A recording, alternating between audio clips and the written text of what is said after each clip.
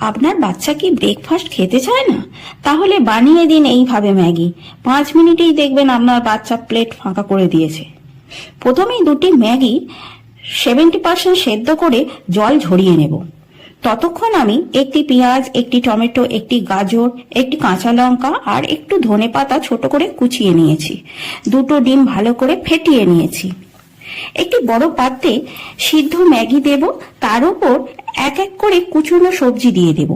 দুটি ফেটানো ডিম দেব ও ম্যাগি মশলা দুটি দেব। পরিমাণ মতো নুনও দেব। এবার ভালো করে মিক্স করে নেব। ওভেনে ফ্রাই প্যান বসিয়ে সাদা তেল দিয়ে ম্যাগি ঢেলে দেব।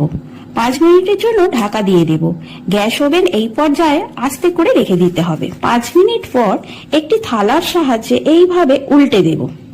আবারও ধিমে আঁচে 5 মিনিট রেখে দেব।